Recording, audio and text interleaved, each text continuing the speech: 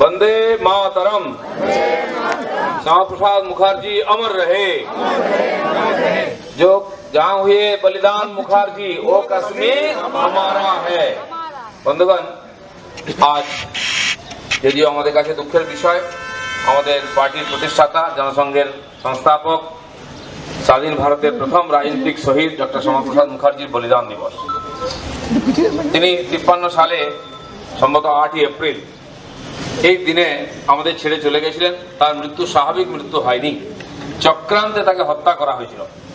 তার যে বিচারধারা, দেশকে নবনির্মাণের জন্য যে চেষ্টা, রাজনৈতিক শক্তি হিসাবে কংগ্রেস তথা অন্যান্য পার্টিকে চ্যালেঞ্জ করছিল, তার থেকে তাদের মুক্তি পাওয়ার একটাই রাস্তা ছিল তার মুখ বন্ধ করে দেওয়া, আর চিরদিনের জন্য তার মুখকে বন্ধ করে দেওয়া হয়েছে। কিন্তু তার যে বলিদান সেটা অসফল হয়নি। তার যে বিচারধারা, তার যে রক্ত ঘাম ঝরানো, সেটা সফল হয়েছে।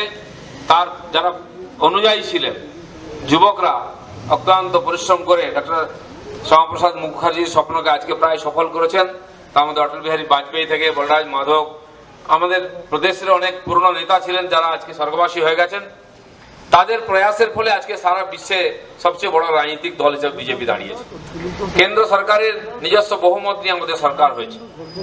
তিনি পশ্চিমবঙ্গকে জন্ম দিয়েছিলেন। আজকে যে পশ্চিমবঙ্গ তার যদি জনক বলা হয় সেটা হচ্ছে ডক্টর শ্যামাপ্রসাদ মুখার্জি। তৎকালীন সাম্প্রদায়িক হিংসা থেকে বাংলাকে উনি বাঁচিয়েছিলেন বিভাজন করে। আজকে আমাদের সামনে চ্যালেঞ্জ, রাজনৈতিক হিংসা থেকে বাংলাকে মুক্ত করতে হবে। আর এই রাজনৈতিক হিংসায় গত কয়েক বছরে প্রায় 104 জন কার্যকর্তা আমাদের বলিদান দিয়েছেন।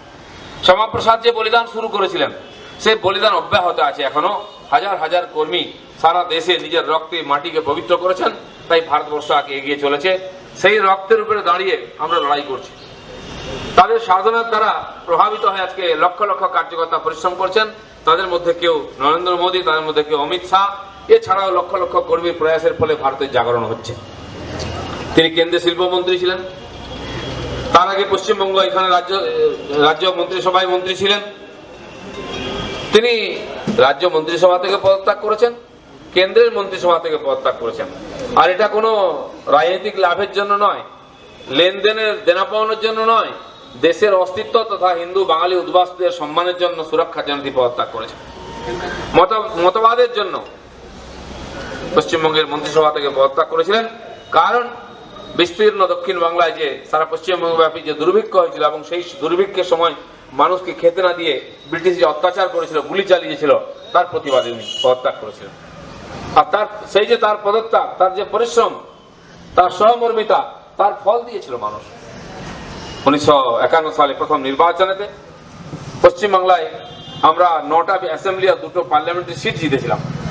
আর যেই এলাকায়, মেদিনীপুর এলাকায় সবচেয়ে বেশি দুর্ভিক্ষের ভয়াবহতা ছিল, সেখানে তিনি গিয়েছিলেন, সেবা করেছিলেন লোকের। মানুষ কিন্তু ভোলেনি ওনাকে। মেদিনীপুর 6টা এমএলএ, একটা এমপি দিয়েছিল। পরবর্তীকালে বিভিন্ন রাজনৈতিক ডামাডোল, দেশ ভাগ, কমিউনিস্টদের বিশ্বাসঘাতকতা, কংগ্রেসের চালাকি, তার ফলে জনসংঘ হয়তো সেইভাবে দাঁড়াতে পারেনি। এবং শৈশব অবস্থা তার যে পিতৃ পুরুষ শ্যামাপ্রসাদ চলে যান ছেড়ে, তাই পার্টি ছোট থেকে গেছিল, পশ্চিমবাংলাতেও বাড়তে পারেনি। কিন্তু তার দেখানো পথে হাজার হাজার যুবক পরিশ্রম করেছেন। আমার কাছে যারা দাঁড়িয়ে আছেন আজকে, প্রভাকরদার মতো, প্রতাপদার মতো কার্যকর্তারা যুবন বয়স থেকে পার্টিতে যুক্ত হয়ে আজকে পৌঁছে পৌঁছে গেছেন। কিন্তু তাদের সে পরিশ্রম, লড়াই নিরন্তর চলেছে। তাদের দেখে আপনাদের মতো এরকম হাজার হাজার যুবক আজকে বিজেপি ঝান্ডার তলায় দাঁড়িয়েছেন। তার ফলে সারা দেশে পরিবর্তন হচ্ছে। তিনি শিল্পমন্ত্রী হিসেবে ভারতবর্ষকে প্রথম যে লড়াই, যে প্রথম সরকার হয়েছিল পন্ডিত নেহরু, বিনা নির্বাচনের সরকার, বিভিন্ন পার্টির প্রতিনিধিরা ছিলেন। ডক্টর শ্যামাপ্রসাদ হিন্দু মহাসভার প্রতিনিধিরা সেখানে অংশগ্রহণ করেছিলেন শিল্পমন্ত্রী হিসাবে। তার আমলে আজকে যে CLW, চিত্তরঞ্জন রেল লোকোমোটিভ কারখানা, সিন্ধুজি সার কারখানা, এরকম একাধিক বড় বড় শিল্প তৈরি হয়েছিল। এখনো তারা আমাদের দেশকে সেবা দিয়ে যাচ্ছেন। তার দূরদর্শিতা, তার পরিশ্রমের ফলে দেশের শিল্পায়ন শুরু হয়েছিল। আত্মনির্ভর ভারতের তখন থেকে কল্পনা ছিল তার। দেশ স্বাধীন হয়ে গেছে, স্বাভিমানী, সুরক্ষিত, আত্মনির্ভর করতে হবে। সেই সাধনা তিনি শুরু করেছিলেন। আজকে নরেন্দ্র মোদী আত্মনির্ভর ভারতের স্লোগান দিয়ে সেটাকে মনে করে দিয়ে সেই কাজ সম্পন্ন করা দিয়ে এগিয়ে যাচ্ছেন। তাতে আমরা সবাই সম্মিলিত হয়েছি। সেই শিল্পমন্ত্রীর কাজ, তিনি যখন দেশ ভাগ হলো, বাংলাদেশ থেকে উদ্বাস্তু হিন্দু বাঙালি পশুর মতো অত্যাচারিত হয়ে, বিতাড়িত হয়ে চলে আসে এখানে, তাদের দেখার কেউ ছিল না। যারা বলেছিলেন নেহরুর মতো লোকেরা, চিন্তা করবেন না, আমরা আছি, কিন্তু যখন তারা ডাক দিলেন কেউ সাড়া দেয়নি। তাই তাদের সেবা করার জন্য কেন্দ্রীয় মন্ত্রিসভা থেকে তিনি পদত্যাগ করে চলে আসে মানুষকে এখানে সেবা করেছিলেন। সে ছবি দেখবেন আপনারা, হাওড়া স্টেশনে নামছেন ট্রেন থেকে, হাজার হাজার লোক তাকে স্বাগত করতে গেছে। সেই শ্যামাপ্রসাদ তাকে অকালে চলে যেতে হয়েছে, কিন্তু তার যে কাজ সেটা বন্ধ হয়নি। সেটাকে আমরা ঘাড়ে নিয়ে, তার ঝান্ডাকে কাঁধে নিয়ে আমরা এগিয়ে চলেছি। তার যে ভিত্তিপ্রস্তর স্থাপন করেছিলেন শিল্পের, তাকে এগিয়ে নিয়ে চলেছি। কিন্তু এই কমিউনিস্টরা, আজকে টিএমসির লোকেরা সেই শিল্পকে বিক্রি করে বন্ধ করে নিজের রাজনীতি চমকেছে, বাঙালিকে আজকে পরিযায়ী শ্রমিকে পরিণত করেছে। সারা দেশ থেকে মানুষ এখানে চাকরি বাকরি করতে, ব্যবসা করতে আসতো, আজকে পশ্চিমবাংলার ছেলেরা বেকার হয়ে গিয়ে বাংলা ছেড়ে অন্যান্য দেশে বিজেপি শাসিত রাজ্যে গিয়ে পরিযায়ী শ্রমিকের কাজ করছে, আনস্কিল লেবার হিসাবে কাজ করছে। আজকে যখন এই লকডাউন হয়েছে করোনার জন্য, লক্ষ লক্ষ শ্রমিক হাহাকার করছে, তাদেরকে বাড়ি ফেরার সুযোগ দিচ্ছে না এই সরকার। কতজন শ্রমিক ফিরে এসছে এই সরকারও জানে না, কোনো লিস্টও নাই। তাই সারা ভারতবর্ষের সমস্ত রাজ্য যখন তালিকা পাঠিয়েছে কেন্দ্রকে, এই যে আর আত্মনির্ভর ভারতের শ্রমিকদের জন্য 50,000 কোটি টাকা যে প্যাকেজ মাননীয় প্রধানমন্ত্রী ঘোষণা করেছেন, তার থেকে পশ্চিমবাংলার শ্রমিকরা বঞ্চিত হয়ে যাচ্ছেন। এর জন্য দায়ী সম্পূর্ণভাবে টিএমসি সরকার। এখানকার শ্রমিকদের জন্য তারা কিছু করেনি। বলছে 1000 টাকা করে দেবে, সেটাও বন্ধ হয়ে গেছে। কতজন পেয়েছে কেউ জানে না, কোনো তালিকা নেই। খালি লোককে বিভ্রান্ত করা হচ্ছে, মানুষকে প্রতারিত করা হচ্ছে, মানুষ হাহাকার করছে। তারা পেটের জন্য বাইরে গেছিল, কাজ করতে বাধ্য হয়েছে, ফিরে আসতে পরিজনের সঙ্গে দেখা করার জন্য আপনারা চাকরি দিতে পারেননি, খেতে দিতে পারেননি। তাদের নামের লিস্টটা যদি কেন্দ্র সরকারকে পাঠাতেন, তাহলে হয়তো তারা আজকে সুযোগ পেত, চাকরি পেত, কিছু সহায়তা পেত। তারা পাবে না, এদেরকে বঞ্চিত করছেন সব দিক দিয়ে। ঠিক সেরকম কৃষকদের জন্য কেন্দ্র সরকার প্রধানমন্ত্রী কিষাণ সম্মান নিধি যে ঘোষণা করেছে, বছরে 6,000 টাকা, এবং এই করোনা ভাইরাসের আক্রমণের পরে যে বন্ধ হয়ে গেছে ক্ষতি, তার জন্য 2,000 টাকা। এবছর 8,000 টাকা পেতেন প্রত্যেকটি গরিব কৃষক পরিবার, সেটা পাচ্ছেন না, কারণ এই রাজ্য সরকার কোন কৃষকের তালিকা পাঠায়নি কেন্দ্রে। তাই তারা বঞ্চিত হয়েছেন। তারা কৃষকদের বঞ্চিত করছেন, তারা শ্রমিকদের বঞ্চিত করছেন। এমনকি চিকিৎসা প্রার্থী যারা, এখানে চিকিৎসার ব্যবস্থা নেই, বিল্ডিং আছে হসপিটালে, নার্স নেই, ডাক্তার নেই, বেড নেই, ওষুধ নেই।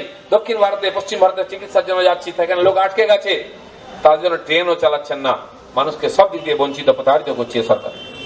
তাই সরকারের পরিবর্তন করে আমরা বাংলা, সোনার বাংলা তৈরি করব।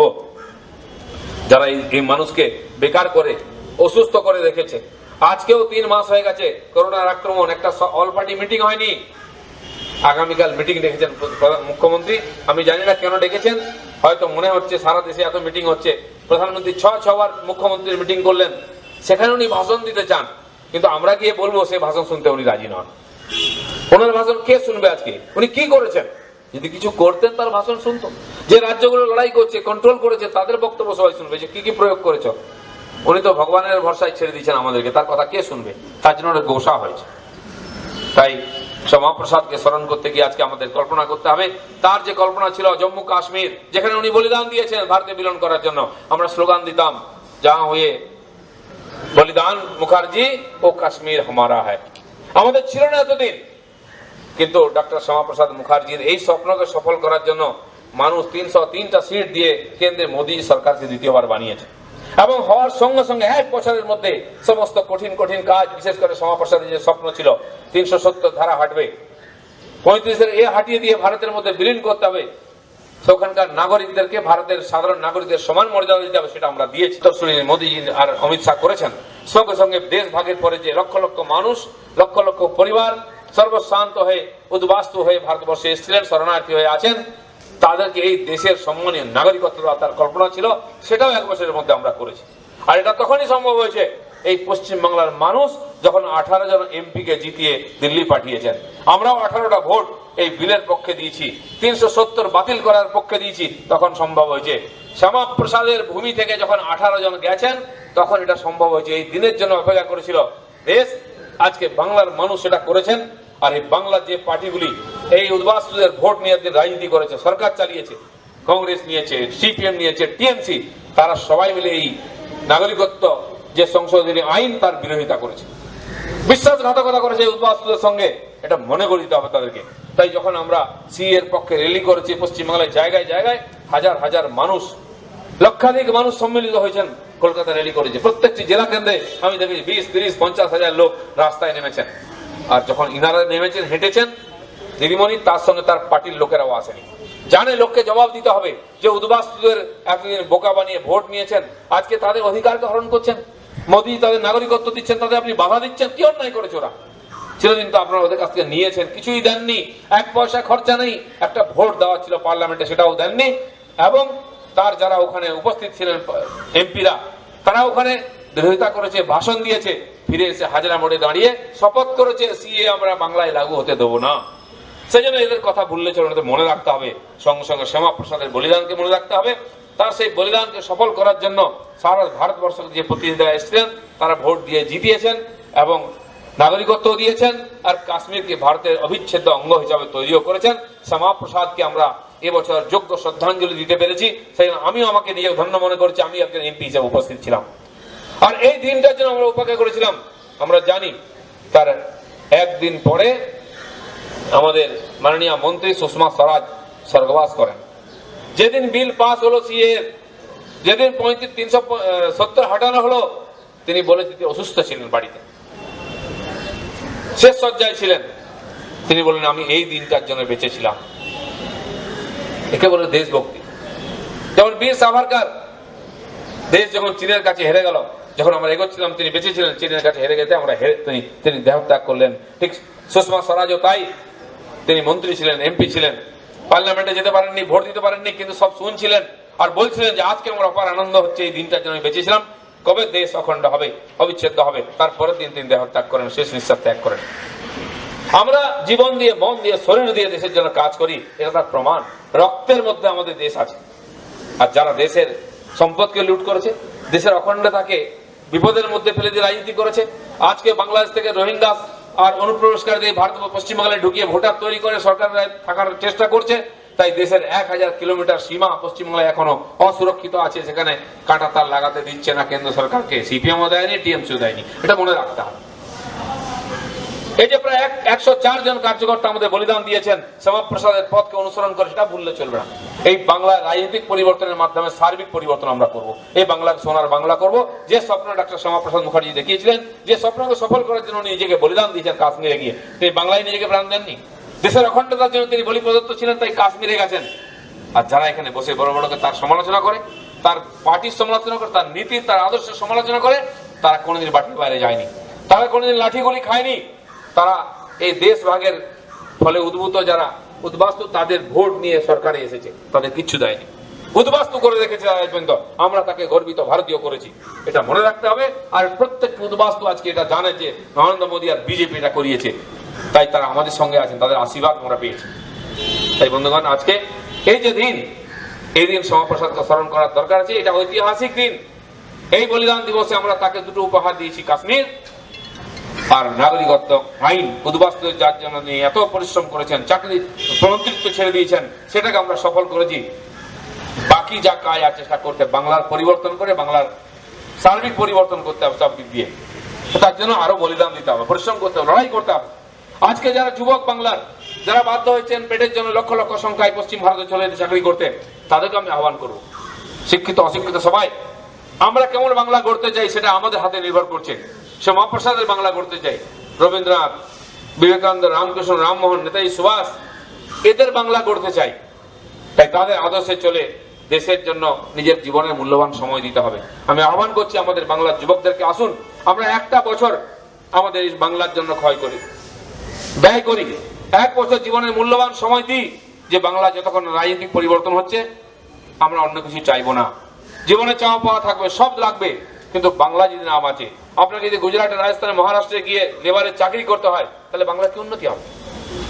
কেন লক্ষ লক্ষ যুবক আজকে বাংলা ছেড়ে চলে যাচ্ছে? সারা দেশ থেকে এখানে লোকে চাকরি করতে আসতো।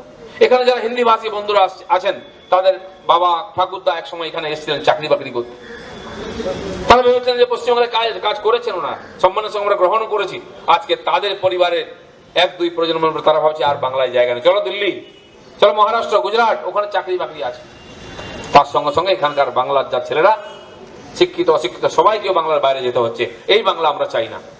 এই খুন, ধর্ষণ, রাহাজানি, অত্যাচার, রাজনীতি, হিংসা, দুর্নীতির বাংলা আমরা চাই না। আমরা শ্যামা প্রসাদের বাংলা চাই, যে বাংলাকে উনি মানে সাম্প্রদায়িক হিংসার গর্ভ থেকে বার করে নিয়ে পশ্চিমবঙ্গ তৈরি করেছিলেন। আজকে রাজনীতিক হিংসার এখানে গড় তৈরি হয়ে গেছে। দুর্নীতির ঘর তৈরি হয়ে গেছে। বাঙালি বলতে আমাদের লজ্জা করে। বাঙালি মানে খুন খারাপি করে, বাঙালি মানে আন্দোলন করে, কারখানা বন্ধ করে, বাঙালি মানে সরকারি টাকা লুট করে, 100 দিনের কাজের টাকা লুট করছে। এই কষ্টের সময় মানুষ খেতে পাচ্ছে না, 3 মাস ধরে বাড়িতে বন্ধ। নরেন্দ্র মোদী তাদের জন্য ফ্রিতে রেশন পাঠিয়েছেন 3 মাসে।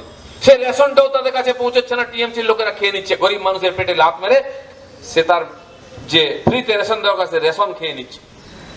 যে বাচ্চা বাচ্চা ছেলেমেয়েরা গরিব বাড়ি স্কুলে পড়তে যায়, তার জন্য মিড ডে মিল আছে।